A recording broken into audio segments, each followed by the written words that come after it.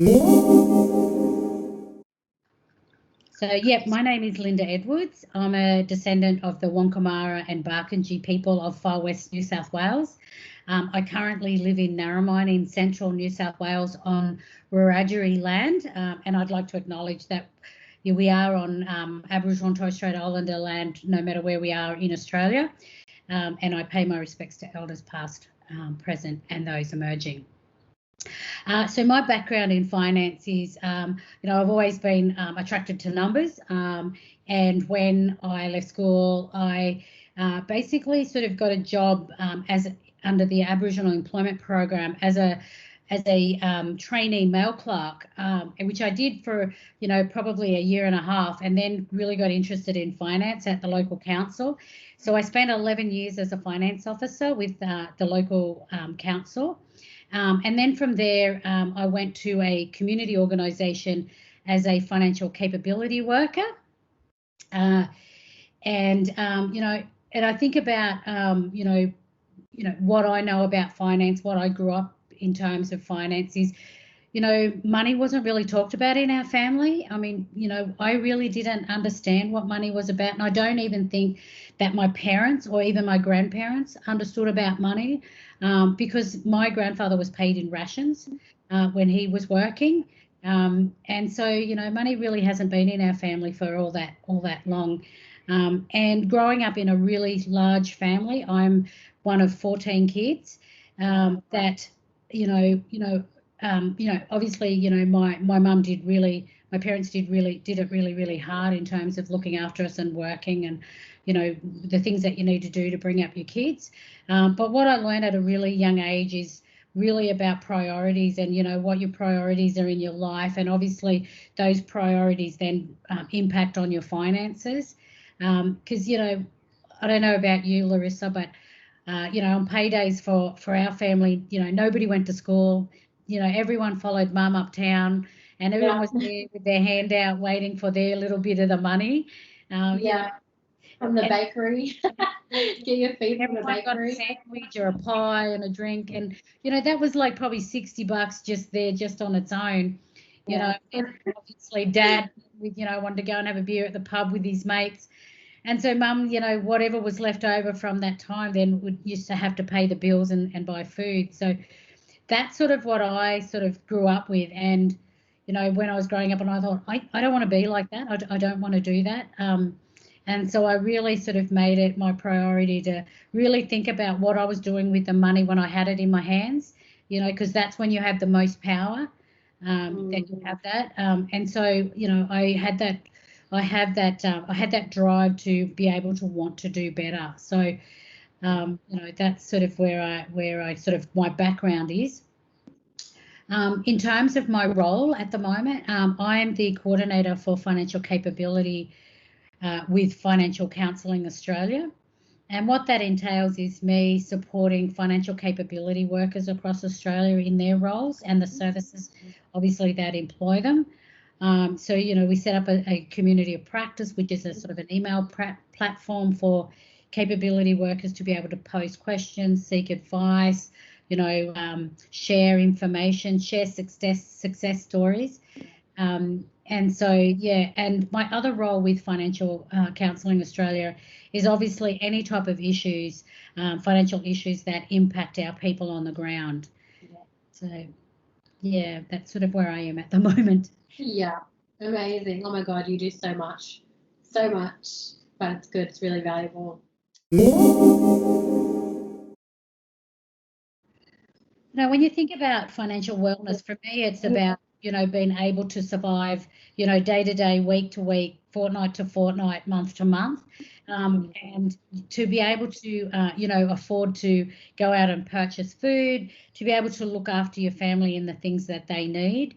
So if your finances are being looked after, then obviously you're going to have a much better life in terms of choices, of housing, choices of where you live, choices of whether or not you can, purchase a car or have transport.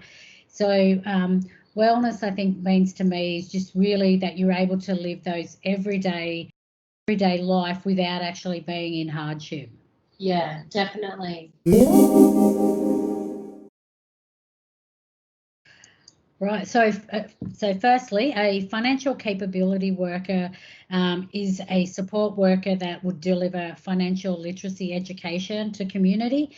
So they would be, doing workshops. They would be working one-to-one with people who wanted to look at their budget, what income's coming in, what expenditure's going out. And, they'd be able to still do a little bit of work that a financial counsellor could do. So when I think about capability workers, it's about information and awareness. And a financial counsellor are the people that actually work one-to-one in crisis situations with people that are going through financial hardship. So they'd be dealing a lot with debt, particularly around those credit products. Yeah. Okay. Yeah, look, one of the things that we have to do as a community is really understand that financial counsellors and financial capability workers are there initially to support you.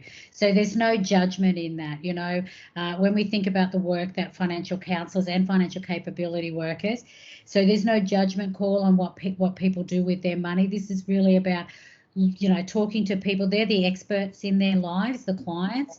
And so it's actually, what is it and how can financial counselling support them in what they do? I mean, financial counselling for one thing is free of charge, so there's no cost to seeking a financial counsellor.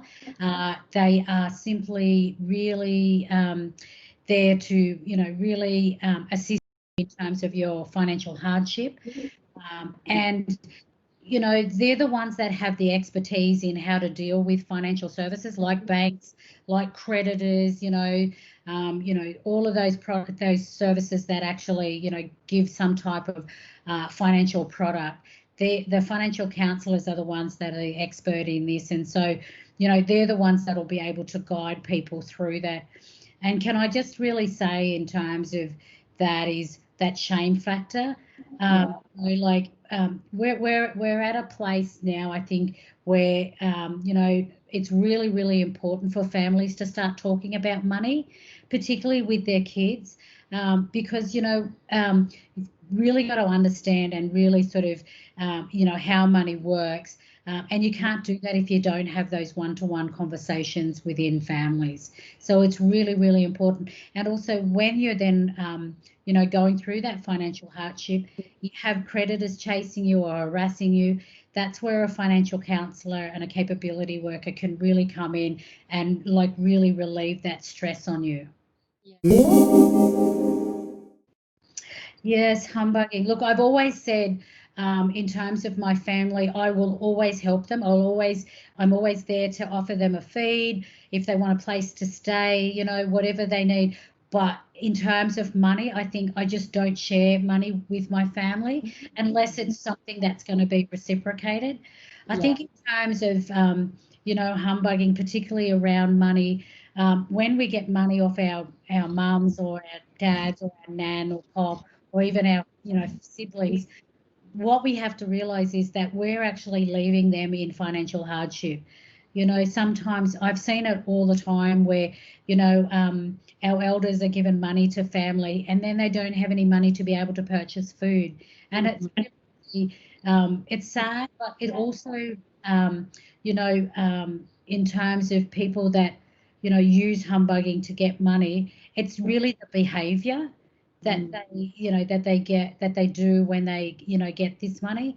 So if it's something that can be reciprocated, because what's really fantastic about our community is that we have this sort of social enterprise within our communities. So I know if I give my sister for what she needs, not what she wants, then I know that next fortnight when she gets paid or next week when she gets paid, that I'm going to get that money back. So that's really like really our own economy, and we do that really well within our First Nations communities. I think it's when it's reciprocated is when it's when people are then really are put at risk of financial hardship. And I really just think that we, as a people, we really need to think about what it is that we're asking our families for when we're getting money off them, and what sort of position does that leave them in, in terms of paying their bills. Yeah.